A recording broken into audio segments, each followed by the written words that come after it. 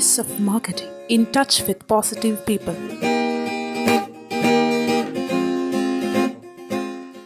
Voice of മാർക്കറ്റിംഗിലേക്ക് എല്ലാവർക്കും സ്വാഗതം. ഞാൻ ജയകൃഷ്ണൻ. എങ്ങനെയാണ് എഫക്റ്റീവായ എഫിഷ്യൻ്റ് ആയ ഒരു കമ്മ്യൂണിക്കേഷൻ സ്കില്ലിന് ബോഡി ലാംഗ്വേജിലുള്ള പ്രാധാന്യം ഉണ്ട്. ഒരു കാപ്പി കുടിക്കുകയാണെങ്കിൽ വെള്ളമുണ്ട്, ഒപ്പം തന്നെ കോഫി പൗഡറുണ്ട്. ഇത് രണ്ടും കൂടി ചേരുമ്പോഴാണ് കോഫി ആവുന്നുള്ളൂ. ഈ ഷുഗർ ചേർക്കണോ ഇല്ലയോ എന്നുള്ള മറ്റൊരു കാര്യം. അപ്പൊ ഒരു കോഫി എങ്ങനെ ഉണ്ടാക്കാം? വെള്ളവും കോഫി പൗഡറും കൂടി ചേർന്ന്. അതുപോലെയാണ് ഒരു കമ്മ്യൂണിക്കേഷൻ സ്കില്ലില് verbal communication, non verbal communication. Non verbal communication എന്ന് പറയുന്നതാണ് ബോഡി ലാംഗ്വേജ്. വെള്ളം ഭാഷയാണെങ്കിൽ അത് കോഫിയായിട്ട് മാറണമെങ്കിൽ കോഫി പൗഡർ കൂടി ചേർക്കണം. എന്നിട്ടാണ് കോഫി ആയിട്ട് നമ്മൾ കുടിക്കുന്നത്. എന്താണ് ഇന്റർപേഴ്സണൽ സ്കില്ല്? മറ്റുള്ളവരുമായി ഇടപഴകുന്നതിനുള്ള, മറ്റുള്ളവരുമായി അതായത് സമൂഹവുമായി ഇടപഴകുന്നതിനുള്ള ഒരു എബിലിറ്റിയെ, കഴിവിനെയാണ് ഇന്റർപേഴ്സണൽ സ്കിൽ എന്ന് പറയുന്നത്. പൊതുസമൂഹവുമായിട്ട്, അവിടെയുള്ള ആളുകളുമായിട്ട് നല്ലപോലെ കമ്മ്യൂണിക്കേറ്റ് ചെയ്യാൻ ഒരു വ്യക്തി എന്ന നിലയ്ക്ക്, ഒരു പൗരൻ എന്ന നിലയ്ക്ക് കഴിഞ്ഞിരിക്കണം.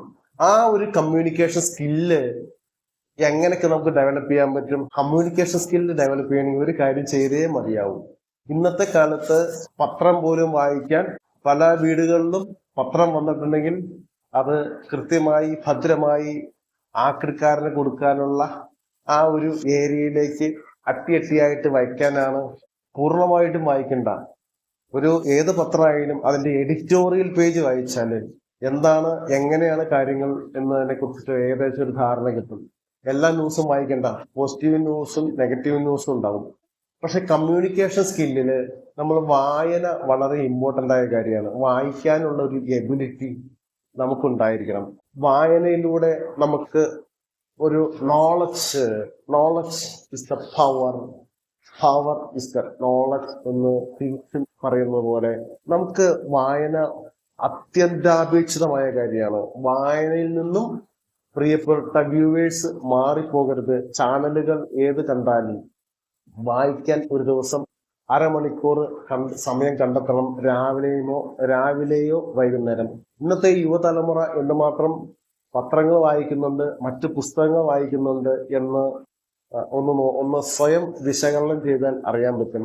ഇത്രയും പറഞ്ഞു വെക്കാൻ കാരണം, നമ്മളെ വിദേശ രാജ്യങ്ങളിലെ ആളുകളൊക്കെ പലപ്പോഴും, വിദേശികളൊക്കെ ഇവിടെ ട്രെയിനിലും യാത്ര ചെയ്യുമ്പോൾ പലപ്പോഴും കണ്ടിട്ടുണ്ട്. അതുപോലെ തന്നെ എവിടെ വെച്ചാലും അവരുടെ കയ്യിലൊരു പുസ്തകം ഉണ്ടാകും. അവർ ഫ്രീ ടൈം കിട്ടുമ്പോൾ ഫോൺ നോക്കുകയായിരിക്കില്ല ചെയ്യുന്നത്. ആ പുസ്തകം നിവർത്തി വെച്ച് വായന ആത്മാവിന് കൊടുക്കുന്ന ഒരു എക്സസൈസ് ആണ് വായന. നമ്മുടെ ശരീരത്തിന് എക്സസൈസ് ചെയ്യുന്ന പോലെ ആത്മാവിന് കൊടുക്കേണ്ട ഒരു എക്സസൈസ് ആണ് വായന. അതുപോലെ ധ്യാനം, അതുപോലെ ഫോക്കസ് ചെയ്യാനുള്ള കഴിവ്. ഇതെല്ലാം ഇതെല്ലാം കമ്മ്യൂണിക്കേഷനായിട്ട് എങ്ങനെ ലിങ്ക് ചെയ്യുന്നു എന്നുള്ള കാര്യം വളരെ പ്രസക്തമായ കാര്യമാണ്. അതിൽ ഈ കമ്മ്യൂണിക്കേഷൻ എഫക്റ്റീവായിട്ടും എഫിഷ്യന്റ് ആയിട്ടും കമ്മ്യൂണിക്കേഷൻ സ്കില്ല് നടത്തണമെങ്കിൽ രണ്ട് ഏരിയ ഉണ്ട് കമ്മ്യൂണിക്കേഷനിൽ: verbal communication and non verbal communication. ഇതിനകത്ത് ഞാൻ ആദ്യം പറഞ്ഞ ആ കോഫി എങ്ങനെ കുടിക്കുന്നു എന്നുള്ള കാര്യം നമ്മൾ വിശകലനം ചെയ്യുമ്പോൾ, എങ്ങനെയാണ് ഒരാൾ കോഫി കുടിക്കുന്നത്? അതിനകത്ത് കോഫി പൗഡർ ഉണ്ട്, വാട്ടർ ഉണ്ട് എന്ന് പറഞ്ഞ പോലെ എഫക്റ്റീവായിട്ടും എഫിഷ്യൻ്റ് ആയിട്ടും കമ്മ്യൂണിക്കേഷൻ എന്നൊരു പ്രോസസ്സ് നടക്കണമെങ്കിൽ ഈ വെർബൽ കമ്മ്യൂണിക്കേഷനും നോൺ വെർബൽ കമ്മ്യൂണിക്കേഷൻ്റെ ഒരു കൂടിച്ചേരൽ ആവശ്യമാണ്. ഒരു പരിധിവരെ കമ്മ്യൂണിക്കേഷൻ, നിങ്ങൾ ഒരാളോട് സംസാരിക്കുമ്പോൾ ആ സംസാരിക്കുന്ന രീതികൾക്കനുസരിച്ച്, അല്ലെങ്കിൽ ആ ഭാഷകൾക്കനുസരിച്ച് ബോഡി ലാംഗ്വേജ് നന്നായിട്ട് വന്നുകൊള്ളും. എങ്ങനെയൊക്കെയാണ് ഭാഷ ബോഡി ലാംഗ്വേജിനെ ബാധിക്കുന്നത്? ഇതിനെ കുറിച്ചിട്ട് നമുക്കൊന്ന് സംസാരിക്കാം. ബോഡി ലാംഗ്വേജിനെ കുറിച്ചിട്ട് കൂടുതൽ നമ്മൾ എക്സ്പ്ലനേഷന്റെ ആവശ്യമില്ല, അല്ലേ? നമ്മൾ സാധാരണ സിനിമകൾ കാണുമ്പോൾ, വേൾഡ് ക്ലാസ് സിനിമകൾ കാണുമ്പോൾ, അല്ലെങ്കിൽ ഫിലിം ഫെസ്റ്റിവലൊക്കെ കാണുമ്പോൾ ആ ഭാഷ, മറ്റു രാജ്യത്തിലുള്ള സിനിമകളുടെ ഭാഷ, മറ്റു രാജ്യങ്ങളിൽ ഉപയോഗിക്കുന്ന ലാംഗ്വേജ്, ആ ഭാഷ നമുക്കറിയില്ല, അല്ലേ? എന്നിട്ട് നമ്മൾ എങ്ങനെ ഒരു സിനിമ ആസ്വദിക്കുന്നു? അവരുടെ ഫീലിംഗ് കൊണ്ടാണ്, അവരുടെ അപ്പിയറൻസ് കൊണ്ടാണ്, അവരുടെ ജസ്റ്റർ കൊണ്ടാണ്, അവരുടെ മൂവ്മെന്റുകൾ കൊണ്ടാണ്, അവരുടെ പെരുമാറ്റം കൊണ്ടാണ്, അല്ലെ, അവരുടെ പോസ്റ്റർ കൊണ്ടാണ്.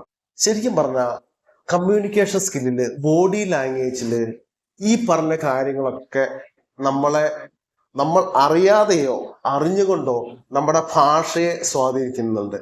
നമ്മൾ എങ്ങനെ ഒരു വ്യക്തിയെ മീറ്റ് ചെയ്യുമ്പോൾ, ഇപ്പോ നമ്മൾ ഒരു അധ്യാപകന്റെ മുന്നിൽ വരുമ്പോൾ നമ്മുടെ ബോഡി ലാംഗ്വേജ് എങ്ങനെ നമ്മൾ ഉപയോഗിക്കുന്നു, നമ്മുടെ കൈകൾ എങ്ങനെ പോകുന്നു, നമ്മുടെ ജസ്റ്റർ എങ്ങനെ പോകുന്നു, നമ്മൾ എങ്ങനെ നിൽക്കുന്നു, എങ്ങനെ പെരുമാറുന്നു, ഉറപ്പായിട്ടും ആ ഒരു ചേഞ്ച് അത് ഒരു പരിധി വരെ നമ്മുടെ ഇൻബിൽട്ടായിട്ട് നമ്മുടെ ഭാഷയ്ക്ക് അനുസരിച്ച് തന്നെ ഒരു ചലനം ആ ബോഡിയിൽ ഉണ്ടാകുന്നതാണ്.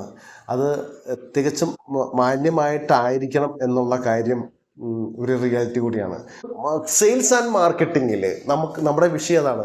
സെയിൽസ് ആൻഡ് മാർക്കറ്റിങ്ങിൽ ബോഡി ലാംഗ്വേജിന്റെ പ്രാധാന്യം എന്ത്? ഒരു കസ്റ്റമറെ നമ്മളിലേക്ക് അടുപ്പിക്കാൻ 3 തന്ത്രങ്ങളുണ്ട്.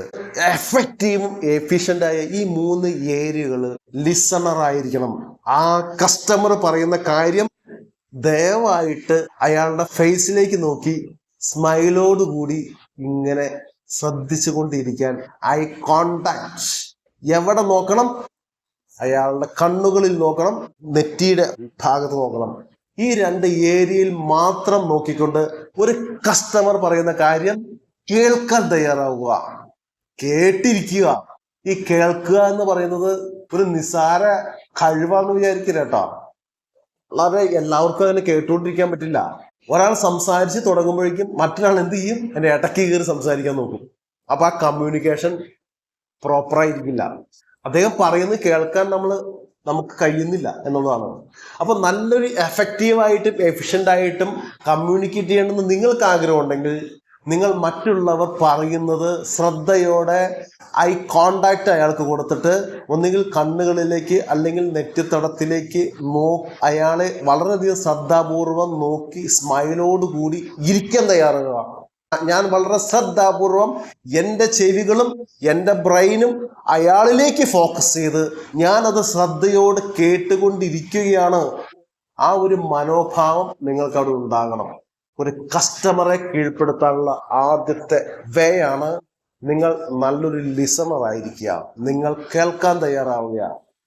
നിങ്ങളുടെ മനസ്സ് എപ്പോഴെങ്കിലും അങ്ങനെ കേട്ടുകൊണ്ടിരിക്കുമ്പോൾ നിങ്ങളുടെ മനസ്സ് നിങ്ങളുടെ വീട്ടിലേക്കോ അല്ലെങ്കിൽ നിങ്ങളുടെ വണ്ടിയിലേക്കോ, ഞാൻ വണ്ടി പാർക്ക് ചെയ്തിരിക്കുന്ന ഏരിയ അത്ര ശരിയല്ല, ഇപ്പോൾ പോലീസുകാർ വന്ന് അത് ചാർജ് ചെയ്തിട്ട് പോകും, കുറച്ചുകൂടി കയറ്റി വയ്ക്കായിരുന്നു വണ്ടി, പ്രശ്നമാണ്.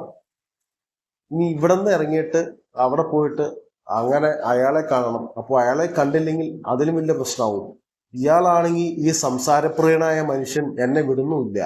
ഇങ്ങനെയുള്ള ചിന്തകളൊക്കെ നിങ്ങളുടെ മനസ്സിലേക്ക് ഓടി എത്തുന്നുണ്ടെങ്കിലും ഒരിക്കലും അയാളുടെ ഫേസിൽ നിന്നും അയാളുടെ ഏരിയയിൽ നിന്നും നിങ്ങൾ കണ്ണ് മാറ്റാതെ ശ്രദ്ധാപൂർവം, നിങ്ങളുടെ മനസ്സ് വല്ലയിടത്തേക്കും പോകുന്നുണ്ടെങ്കിൽ പോലും നിങ്ങൾ ശ്രദ്ധാപൂർവം അദ്ദേഹം പറയുന്നത് കേട്ടിരിക്കാൻ നിങ്ങൾ തയ്യാറാവും. നിങ്ങൾ പ്രോഡക്റ്റ് പ്രസന്റേഷൻ നടത്തിക്കൊണ്ടിരിക്കുന്നു, ഇതിനിടയിൽ പുള്ളി വേറെ കാര്യങ്ങളിലേക്ക് ശ്രദ്ധ പോകുന്നു പുള്ളിയുടെ, അല്ലെങ്കിൽ പുള്ളി അത് ശ്രദ്ധിക്കുന്നില്ല. നിങ്ങൾ പ്രോഡക്റ്റ് പ്രസന്റേഷൻ നടത്തിക്കൊണ്ടിരിക്കുക, പുള്ളി മൊബൈലിൽ ഇൻസ്റ്റാഗ്രാം എടുത്തിട്ട് റീല് നോക്കിക്കൊണ്ടിരിക്കുക, അല്ലെങ്കിൽ റോഡിലേക്ക് പോകുന്നവരെ ശ്രദ്ധിച്ചുകൊണ്ടിരിക്കുക, ഒട്ടും ശ്രദ്ധ കാണിക്കുന്നില്ല. നിങ്ങൾക്കുള്ള ഫീൽ എന്താ?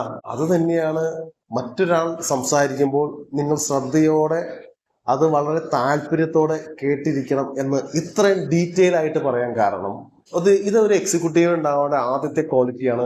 അത് മാത്രമല്ല, കമ്മ്യൂണിക്കേഷൻ സ്കില്ല് എഫക്റ്റീവ് ആയിട്ട് നടത്തണമെങ്കിൽ, എഫിഷ്യൻ്റ് ആയിട്ട് നടത്തണമെങ്കിൽ ഈ കേൾക്കാനുള്ള ഒരു ക്വാളിറ്റി അത് 2 പാർട്ടിക്ക്, കമ്മ്യൂണിക്കേറ്റ് ചെയ്യുന്നയാൾക്കും അത് കേൾക്കുന്നയാൾക്കും ഉണ്ടായിരിക്കണം.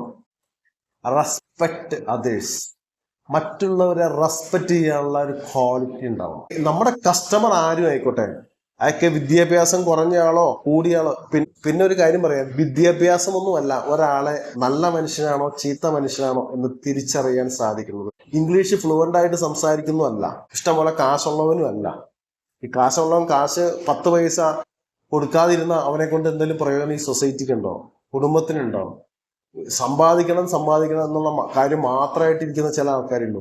അപ്പോൾ എങ്ങനെയാണ്, അപ്പൊ നമ്മൾ പറഞ്ഞു വന്ന കാര്യം, ഒരു നല്ല മനുഷ്യൻ എന്ന് പറയുമ്പോൾ അയാൾ ഒരു നല്ല മനസ്സിന് ഉടമയായിരിക്കണം, മനസ്സിൽ ഒരു വിശാലത ഉണ്ടായിരിക്കണം, മറ്റുള്ളവരെ ബഹുമാനിക്കാൻ കഴിയുന്ന വ്യക്തിയായിരിക്കണം, നല്ലപോലെ സംസാരിക്കാൻ കഴിയുന്ന വ്യക്തിയായിരിക്കണം, നല്ല ഒരാൾക്ക് റെസ്പെക്റ്റ് കൊടുക്കുക എന്ന് പറയുന്നത് ഞാൻ കഴിഞ്ഞ ചാപ്റ്ററിൽ അത് സംസാരിച്ച കാര്യമാണ്.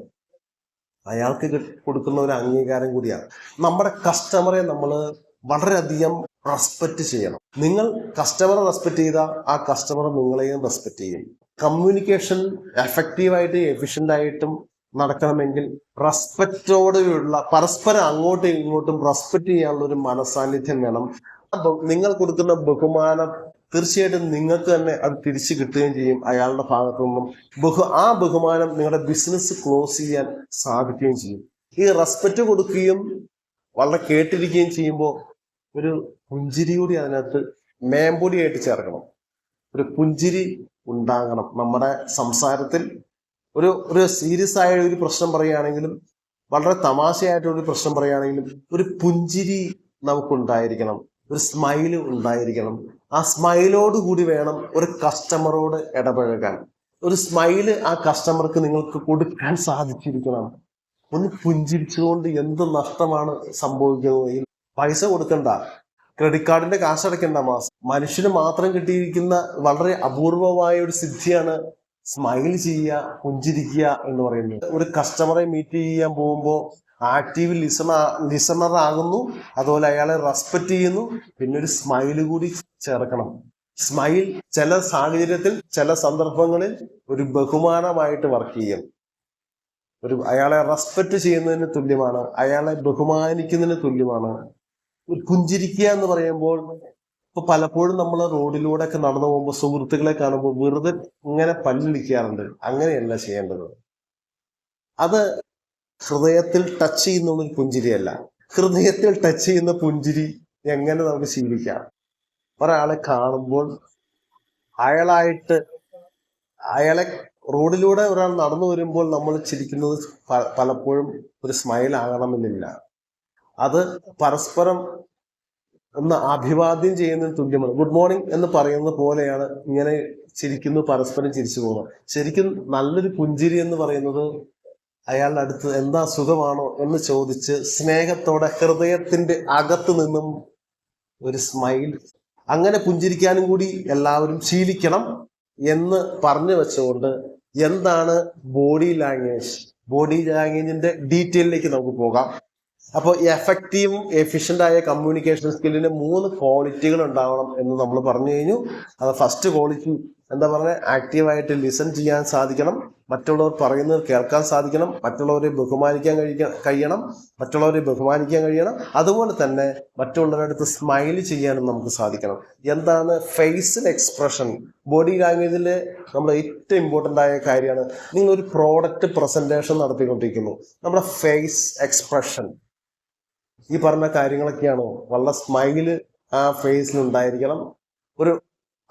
നമ്മൾ എവിടെയാണോ പ്രോഡക്റ്റ് പ്രസന്റേഷൻ നടത്തുന്നത്, 1 or 2 ആളുകൾ അവിടെ ഉണ്ടെന്ന് വിചാരിക്കുക, അവരുമായി നല്ലൊരു ഐ കോണ്ടാക്ട് ഉണ്ടായിരിക്കണം. വളരെ ഉത്സാഹത്തോടും വളരെ സന്തോഷത്തോടും വളരെ അഭിമാനത്തോടും, കമ്പനിയുടെ ഒരു പ്രോഡക്റ്റാണ് പ്രസന്റ് ചെയ്യണത്, അപ്പോൾ വളരെ അഭിമാനത്തോടും കൂടി ഈ പ്രോഡക്റ്റ് ഞാൻ പ്രസന്റ് ചെയ്യുന്നു എന്നുള്ളൊരു മനസാന്നിധ്യം, അങ്ങനെ ഒരു സന്തോഷമായ ഒരു ഫേസ് നമുക്ക് ഉണ്ടാവണം. ഫേസ് എക്സ്പ്രഷൻ വളരെ എഫക്റ്റീവും എഫിഷ്യന്റും ഒരു എനർജറ്റിക് ആയിരിക്കണം. ഒരു ഉത്സാഹത്തോടെയുള്ള ഒരു പ്രസന്റേഷൻ ആയിരിക്കണം നമ്മൾ നടത്തുന്നത്. അതിന് ഇമ്പോർട്ടൻ്റ് ആയ കാര്യമാണ്. അതിന് ഇമ്പോർട്ടൻ്റ് ആയ 2 കാര്യം ഏതൊക്കെയാണ്? ഐ കോണ്ടാക്ട് ഉണ്ടാവണം, ഒരു സ്മൈല് ഫേസിൽ ഉണ്ടാവണം. അതിനുശേഷം വേണം ഈ പ്രസന്റേഷൻ നമ്മൾ നടത്താൻ. അടുത്തത് നോൺ വെർബൽ കമ്മ്യൂണിക്കേഷനിലാണ് വോയിസിന്റെ ടോൺ. ഇത് സാർ 5 വർഷം റീപ്ലേസ്മെന്റ് ഗ്യാരണ്ടി ഉണ്ട്, 5 വർഷം ഞങ്ങൾ റീപ്ലേസ്മെന്റ് ഗ്യാരണ്ടി കൊടുക്കുന്നു. റീപ്ലേസ്മെന്റ് ഗ്യാരണ്ടി എന്നതിന് അവിടെ പ്രാധാന്യമുണ്ട്. ഒരു പ്രോബ്ലം വന്നുകൊണ്ട് ഞങ്ങൾ മാറ്റി കൊടുക്കുന്നു. അങ്ങനെയുള്ള വോയിസിലെ ടോൺ ഒരു പ്രോഡക്റ്റ് പ്രസന്റേഷനിൽ ഇമ്പോർട്ടൻ്റ് ആയ കാര്യമാണ്. ഒരു കസ്റ്റമറെ മീറ്റ് ചെയ്യാൻ നേരത്താണെങ്കിൽ ഒരു കസ്റ്റമർ ഇരിക്കാൻ പറഞ്ഞു, നിങ്ങൾ ഇരുന്നു. വളരെ ആ തുടക്കം വളരെ പ്ലസന്റ് ആയിട്ടുള്ള തുടങ്ങാൻ നമുക്ക് പറ്റണം. വളരെ സാർ ഗുഡ് മോർണിംഗ് ഒരു വിസിറ്റിംഗ് കാർഡ് ഒക്കെയാണ് ഇങ്ങനെയാ വിസിറ്റിംഗ് കാർഡ് ഇങ്ങനെ എടുത്ത് വിസിറ്റിംഗ് കാർഡ് കൊടുക്കുന്നു സാർ ആ ഒരു വിസിറ്റിംഗ് കാർഡ് സെൻട്രലിൽ പിടിച്ചിട്ട് സാർ വിസിറ്റിംഗ് കാർഡ് അല്ലെങ്കിൽ ആ ബിസിനസ് കാർഡ് കൊടുക്കുന്നു ഒരു ബിസിനസ് കാർഡിന്റെ ഇവിടെ ഇല്ല ബിസിനസ് കാർഡ് ഒരു ബിസിനസ് കാർഡിന്റെ ഫ്രണ്ടിൽ നടുക്ക് പിടിച്ച് സാർ എന്റെ ബിസിനസ് കാർഡ്സ് അതൊക്കെയാണ് ഒരു ബോഡി ലാംഗ്വേജ് എന്ന് പറയാം. അപ്പോൾ സാർ ഗുഡ് മോർണിംഗ് സാർ ഒരു പ്ലസന്റ് ഫേസ് വരുന്നു. അപ്പോൾ അയാൾ ഇരിക്കാൻ പറയുന്നു, നമ്മൾ ഇരിക്കുന്നു, അയാളുടെ ഫേസിലേക്ക് നോക്കിയിരിക്കുന്നു. അവിടെ വേറെ ആൾക്കാരൊക്കെ ഉണ്ടാവും, അവിടെ സ്റ്റാഫ് ലാപ്ടോപ്പിൽ നോക്കുന്നുണ്ടാവും, കമ്പ്യൂട്ടർ നോക്കി അവർ അക്കൗണ്ട്സ് ചെയ്യുന്നുണ്ടാവാം. അതിനിടയ്ക്ക് വേറെ ആൾ ഇയാളുടെ അടുത്ത് ഡൗട്ട് ചോദിക്കാൻ വരുന്നുണ്ടാവാം. അവർ ഡൗട്ട് ചോദിച്ചോട്ടെ അങ്ങോട്ട് പൊക്കോളാം. അപ്പോഴേക്കും അവരുടെ മുഖത്തേക്ക് നോക്കിക്കൊണ്ട് അവർ പോകുന്നു നോക്കിക്കൊണ്ടിരിക്കരുത്. നമ്മുടെ കോണ്ടാക്ട് ആരാണ് നമ്മൾ കോണ്ടാക്ട് ചെയ്യേണ്ട? നമ്മുടെ കസ്റ്റമർ, മുന്നിലിരിക്കുന്ന വ്യക്തി, അദ്ദേഹവുമായിട്ടുള്ള ഒരു കോണ്ടാക്ട്, അദ്ദേഹമായിട്ട് ഐ കോണ്ടാക്ട്, അദ്ദേഹമായ ഒരു ഫേസിൽ എക്സ്പ്രഷൻ അതുപോലെ എനർജറ്റിക് ആയിരിക്കണം, വളരെ പോസിറ്റീവായിട്ട് നമ്മൾ ഇരിക്കണം. വോയിസ് ഓഫ് മാർക്കറ്റിന്റെ സ്ലോഗൻ പോലെ ടച്ച് വിത്ത് പോസിറ്റീവ് പീപ്പിൾ എന്ന് പറഞ്ഞ പോലെ നമ്മൾ എപ്പോഴും പോസിറ്റീവായ, നമുക്കധികം നെഗറ്റീവുകൾ ഉണ്ടാക്കുന്ന ആൾക്കാരിൽ നിന്നും അകന്നു നിൽക്കുകയും നമുക്ക് എപ്പോഴും നമ്മളെ എനർജറ്റിക് ആയിട്ട് ബൂസ്റ്റപ്പ് ചെയ്യുന്ന ആ ഒരു ഗ്രൂപ്പ് ഓഫ് പീപ്പിൾ ആയിരിക്കണം നമ്മുടെ ചുറ്റുപാടുള്ളത്. ആ പ്രസന്റേഷൻ നീ ആ ഷോപ്പിൽ നടത്താൻ പോയാൽ, ആ കസ്റ്റമർ അടുത്ത് നടത്താൻ പോയാൽ നിനക്ക് പരാജയമായിരിക്കും എന്ന് പറയുന്ന ഒരു വ്യക്തിയുടെ അടുത്തോ നിങ്ങൾ അവിടെ പോയി പ്രസന്റ് ചെയ്യൂ, നീ സക്സസ് ആയിരിക്കും, നീ വിജയിച്ചിരിക്കും എന്ന് പറയുന്ന ഒരു നിങ്ങളുടെ ഒരു സുഹൃത്തിനോടോ നിങ്ങൾക്കുണ്ടാകുന്ന താല്പര്യം ആരോടാണ്? എപ്പോഴും നമ്മളെ ബൂസ്റ്റപ്പ് ചെയ്യും, നമ്മളെ മനസ്സിലാക്കുക എന്നുള്ളതാണ് ലൈഫിലെ ഏറ്റവും വലിയ കാര്യം. നമ്മളെ മനസ്സിലാക്കുന്ന ഒരു സുഹൃത്തായാൽ അങ്ങനെ നമ്മളെ ബൂസ്റ്റപ്പ് ചെയ്യാൻ സാധിക്കും. നെഗറ്റീവ് മാത്രം പറഞ്ഞുകൊണ്ടിരിക്കുന്നവരിൽ നിന്നും അകന്നു മാറുകയും ചെയ്യാം. അപ്പിയറൻസ് മറ്റൊരു പ്രധാനപ്പെട്ട ഏരിയ ആണ് നോൺ വെർബൽ കമ്മ്യൂണിക്കേഷൻ. എന്താണ് അപ്പിയറൻസ്? ഒരു ഷോപ്പിലെത്തി ഉള്ള നമ്മുടെ പെർഫോമൻസ് എങ്ങനെയായിരിക്കണം? ഒരു പ്രോഡക്റ്റ് പ്രസന്റേഷൻ നടത്തുമ്പോൾ അല്ലെങ്കിൽ കസ്റ്റമറെ മീറ്റ് ചെയ്യുന്ന സമയത്ത് നമ്മളൊരു ആക്റ്റീവ് ആയിരിക്കണം. ഞാൻ ആക്റ്റീവ് ലിസണറെ കുറിച്ച് പറഞ്ഞു. അതുപോലെ നമ്മുടെ പ്രവർത്തികളിലും എന്തെങ്കിലും ഒരു സാധനം അത് വർക്ക് ചെയ്ത് കാണിക്കുന്ന കാര്യത്തിൽ, നമ്മുടെ അപ്പിയറൻസിന്റെ കാര്യത്തിൽ, നമ്മുടെ പെർഫോമൻസിന്റെ കാര്യത്തിൽ അവിടെയുള്ള ഒരു പെരുമാറ്റമുണ്ട്. ഒരു റീറ്റെയിൽ ഷോപ്പിലാണെങ്കിലും ഒരു കസ്റ്റമറെ ഡയറക്റ്റ് നമ്മൾ മീറ്റ് ചെയ്യാൻ പോവുകയാണെങ്കിലും അവിടെ നടത്തേണ്ട ഒരു പെരുമാറ്റമുണ്ട്, പെരുമാറ്റ രീതികളുണ്ട്. നമ്മുടെ ഭാഷയുടെ ഒപ്പം തന്നെ നമ്മൾ കൈക്കൊള്ളേണ്ട ഒരു പെരുമാറ്റത്തിന്റെ ഒരു സ്റ്റൈലുണ്ട്. ആ പെരുമാറ്റത്തിന്റെ രീതി നിങ്ങൾക്ക് സ്വന്തമായിട്ട് ഉണ്ടായിരിക്കും. അത് സ്വന്തം സ്വായത്താകുന്നതാണ്. അപ്പോൾ സ്വായത്തമാക്കുന്ന ഒരു അപ്പിയറൻസ് ഉണ്ട്. അതുപോലെ ജസ്റ്റർ, നമ്മുടെ ആംഗ്യമായ പല കാര്യങ്ങളുണ്ട്. ഇപ്പോൾ ഇങ്ങനെ കൈയിടിട്ട് സംസാരിക്കുന്ന രീതികൾ, നമ്മളൊരു കാര്യം പ്രസന്റ് ചെയ്യുമ്പോഴും കൈകളുടെ ഉപയോഗം വളരെ വലുതാണ്. കൈകളുടെ ഉപയോഗം നമ്മൾ എങ്ങനെ ആ പ്രസന്റേഷനൊപ്പം നീങ്ങുന്ന ചില ആംഗ്യ രീതികളുണ്ട്. ആംഗ്യം എന്ന് മലയാളത്തിൽ പറയും. എങ്ങനെയാണ് നമ്മൾ അതിനോടൊപ്പം തന്നെ ആ പറയുന്ന ഭാഷയോടൊപ്പം തന്നെ എങ്ങനെയാണോ വെള്ളത്തില് ചൂടുവെള്ളത്തിലേക്ക് കോഫി പൗഡർ ഇടുമ്പോൾ അവർ രണ്ടും കൂടി യോജിച്ച് നിൽക്കുന്നത്, അതുപോലെ യോജിപ്പുണ്ടായിരിക്കണം ഈ ഭാഷ പറയുന്ന ലാംഗ്വേജിനോടൊപ്പം തന്നെ നമ്മുടെ ബോഡി ലാംഗ്വേജിന്റെ ഒരു ആറ്റിറ്റ്യൂഡും അതിനോടൊപ്പം തന്നെ നിൽക്കണം. അപ്പൊ ആ ആംഗ്യമായ പല രീതികളും ഈ ബോഡി ലാംഗ്വേജിൽ ഉൾപ്പെടുന്ന കാര്യങ്ങൾ തന്നെയാണ്. നമ്മുടെ ഭാവം, ഫേസിന്റെ ഭാവം, മൊത്തത്തിലുള്ള നമ്മുടെ ബോഡിയിലുള്ള ഭാവമാറ്റങ്ങള് അത് അത്രമാത്രം സിൻസിയറായിട്ട് ആത്മാർത്ഥമായിട്ട് അത് കേട്ടുകൊണ്ടിരിക്കുന്നവർക്ക് ഭാഷയുടെ ഒപ്പം തന്നെ അനസ്യൂതമായ ഒരു ഒഴുക്കായിട്ട് അതിനെ കൊണ്ടു നടക്കാൻ നമുക്ക് പറ്റണം. അതുപോലെ മൂവ്മെന്റ്സുകൾ, ഞാൻ ആദ്യം പറഞ്ഞു ഇതൊക്കെ ഏകദേശം അടുത്ത് നിൽക്കുന്ന കാര്യങ്ങൾ. മൂവ്മെന്റ്സ് എന്ന് പറഞ്ഞാൽ എന്താ? നമ്മുടെ ആ ഷോപ്പിനകത്ത് വെച്ചിട്ടുള്ള ആ കസ്റ്റമറെ മീറ്റ് ചെയ്യുമ്പോൾ കമ്മ്യൂണിക്കേഷനിൽ വരുന്ന ആ മൂവ്മെന്റ്സുകൾ, ചലനങ്ങൾ, ഇതെല്ലാം ബോഡി ലാംഗ്വേജിൽ ഉൾപ്പെടും എന്നാണ് പറഞ്ഞു വരുന്നത്. അതുപോലെ ഒരു എംപതറ്റിക് ആറ്റിറ്റ്യൂഡ് നമുക്കുണ്ടാവണം. എന്താണ് എംപതറ്റിക് ആറ്റിറ്റ്യൂഡ്? നമ്മുടെ ഫീലിംഗ് എന്റെ പ്രശ്നങ്ങൾ പോലെ തന്നെയാണ് അദ്ദേഹത്തിന്റെ പ്രശ്നങ്ങളും എന്ന് മനസ്സിലാക്കാനുള്ള ഒരു മാനവികതയിലേക്ക് ഒരു സാധാരണ മനുഷ്യൻ, എല്ലാ മനുഷ്യനും ഇറങ്ങി വരണം എന്നാണ് ആ ഒരു എംപതറ്റിക് ആറ്റിറ്റ്യൂഡ് എന്നതുകൊണ്ട് ഉദ്ദേശിക്കുന്നത്. ഞാനും എന്റെ കെട്ടിയോളും എന്റെ കുട്ടിയോളും എന്ന് പറഞ്ഞ് ഒതുങ്ങാതെ കുറച്ച് ധാർമ്മികതയുണ്ടല്ലോ ഒരു മനുഷ്യന്, അതിലേക്ക് നമുക്ക് ഇറങ്ങി വരാൻ സാധിക്കണം എന്നാണ് പറഞ്ഞു വെക്കുന്നത്. എഫക്റ്റീവായിട്ടും എഫിഷ്യന്റ് ആയിട്ടും ഒരാളായിട്ട് കമ്മ്യൂണിക്കേറ്റ് ചെയ്യണമെങ്കിൽ വെർബൽ കമ്മ്യൂണിക്കേഷൻ പോലെ തന്നെ നോൺ വെർബൽ കമ്മ്യൂണിക്കേഷനും വളരെ ഇമ്പോർട്ടന്റ് ആയ ഒരു മേഖല തന്നെയാണ്. ഒരു പരിധിവരെ ഇന്ന് ഒരു കസ്റ്റമറെ നിങ്ങൾ മീറ്റ് ചെയ്യാൻ പോകുമ്പോൾ, ഒരു കസ്റ്റമറെ മീറ്റ് ചെയ്യാൻ ഒരു അയാളുടെ ഓഫീസിലോ ഷോപ്പിലോ അല്ലെങ്കിൽ വേറെ എങ്ങനെ വന്നാലും, ഏത് രീതിയിൽ മീറ്റ് ചെയ്താലും, ടെലിഫോണിക്കലി മീറ്റ് ചെയ്താലും ഓട്ടോമാറ്റിക്കലി നമ്മുടെ ബോഡി ലാംഗ്വേജ് എന്താണ് അത് അയാൾക്ക് ഫീൽ ചെയ്യാൻ സാധിക്കും എന്നുള്ള കാര്യം ഓർത്തു വയ്ക്കുക. അപ്പൊ ഒരു കമ്മ്യൂണിക്കേഷൻ സ്കില്ല് വെറുതെ കുറെ കാര്യങ്ങൾ വെള്ളം പൊളിച്ചു വിട്ട പോലെ, പണ്ടൊക്കെ നമ്മൾ 1-ാം ക്ലാസ്സിലും 2-ാം ക്ലാസ്സിലും 3-ാം ക്ലാസ്സിലും പഠിക്കുമ്പോൾ റാഗി പറക്കുന്ന ചെമ്പരന്റെ എന്ന് പാട്ട് പാടുന്ന പോലെ വെറുതെ ഇങ്ങനെ കുറെ കാര്യങ്ങൾ പറയുകയല്ല മാർക്കറ്റിംഗ് എന്ന് പറയുന്നത് ഒരു 80% അല്ലെങ്കിൽ 75% ബോഡി ലാംഗ്വേജ് കൂടി അതിനകത്ത് ഉണ്ടായിരിക്കണം. വെറുതെ നമ്മള് തെരുവിലൂടെ നടന്നു പോകുമ്പോൾ കേൾക്കുന്ന പോലെ, അല്ലെങ്കിൽ ഈ തെരുവിൽ പച്ചമരുന്ന് വിൽക്കുന്നവർ പറയുന്ന പോലെ, അതൊരു കഴിവ് തന്നെ കേട്ടോ, അവരെ അംഗീകരിക്കുന്നു. വെറുതെ ഇങ്ങനെ പറഞ്ഞുകൊണ്ടിരിക്കലല്ല മാർക്കറ്റിംഗ് കമ്മ്യൂണിക്കേഷൻ സ്കിൽ എന്ന് പറയുന്നത്.